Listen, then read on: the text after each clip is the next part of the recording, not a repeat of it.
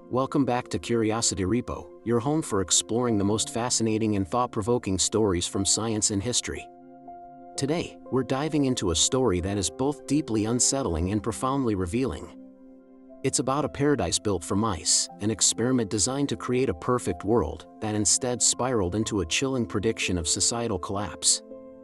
This is the story of Universe 25.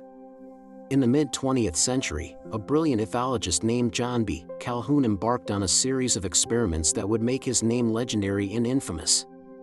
He wanted to understand the effects of population density on social behavior. His most famous creation, Universe 25, was conceived as a utopia. Imagine a perfectly engineered environment, a 4.5-foot square enclosure, meticulously designed to be a mouse paradise. There were no predators, no disease, and a limitless supply of food, water, and nesting material. The temperature was kept at a perfect, stable level. Essentially, Calhoun had eliminated all the natural pressures that mice face in the wild. The enclosure was built to comfortably house thousands of mice, and Calhoun's team was ready to observe what would happen when a population was given everything it could possibly need, with only one limitation: space. The experiment began with 4 pairs of healthy, carefully selected mice. These Adam and Eve pairs were introduced into their new Eden, and initially, everything went exactly as you might expect in a paradise. This first stage, which Calhoun called the strive phase, was a period of adjustment and colonization. The mice explored their new world, established territories, and began to reproduce. With unlimited resources and no threats, the population began to grow exponentially. It doubled roughly every 55 days. Life was good. The mice were healthy, their social structures were stable, and the utopia seemed to be a resounding success. But as the population climbed past 600, something began to change. The comfortable paradise started to feel a little crowded. This marked the beginning of the second phase, what Calhoun ominously termed the exploit phase. Even though there was still plenty of physical space for thousands more, the social space was becoming saturated. The mice could no longer find quiet, isolated territories. Every corner of their world was filled with the presence of others. The social fabric of the mouse society began to fray. The older, more established males found it increasingly difficult to defend their territories and their families from the growing number of younger, challenging males. Stress levels skyrocketed.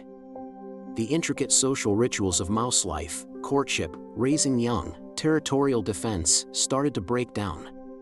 The paradise was beginning to show its first, subtle cracks.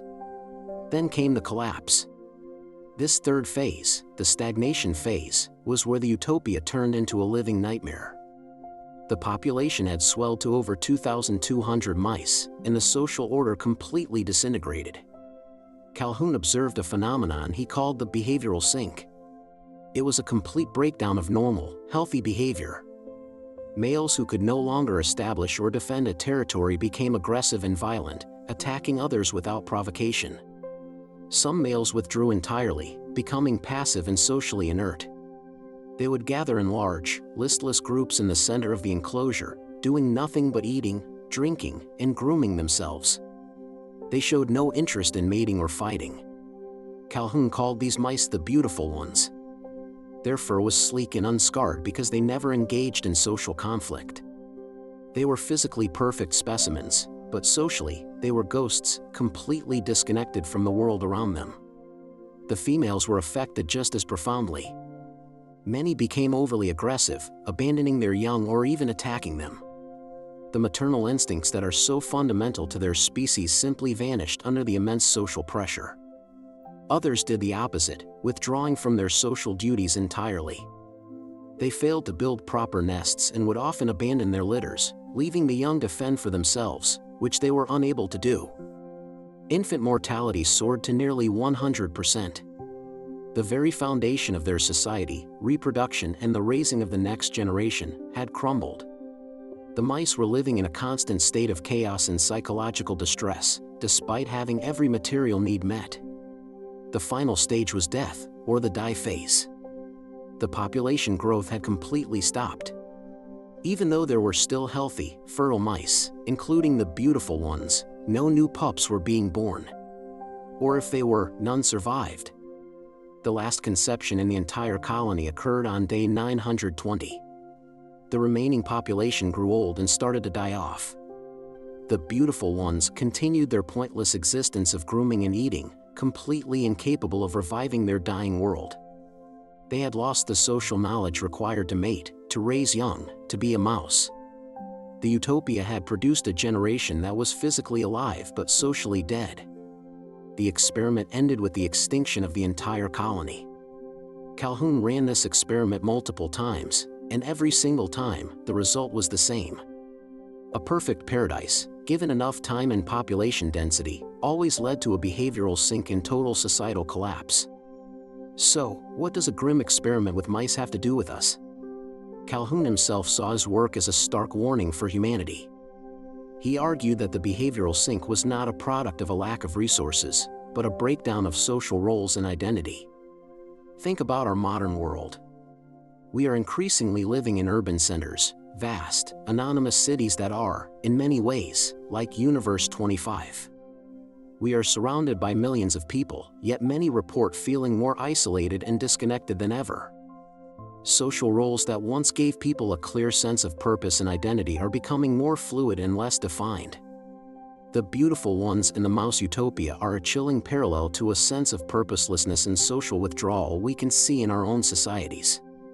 When social connections weaken and individuals feel like they are just another anonymous face in the crowd, do we risk falling into our own behavioral sink? A state where we have all the material comforts we could want, but have lost the social skills and connections that make us human? Calhoun's research suggests that the real dangers to a society might not be starvation or war, but something more subtle, the loss of meaning, purpose, and social connection in a world that is too crowded, yet paradoxically, too isolating. The story of Universe 25 is a powerful and disturbing allegory. It forces us to ask uncomfortable questions about the path of modern urbanization, the nature of our social lives in a digital age, and what truly makes a society thrive or decay. Is our global village becoming a paradise on the brink of collapse? Or can we learn from the fate of these mice and find ways to build stronger communities and more meaningful connections, even as our world becomes more crowded? The answer is yet to be written. Thank you for joining us on this deep dive into the Universe 25 experiment.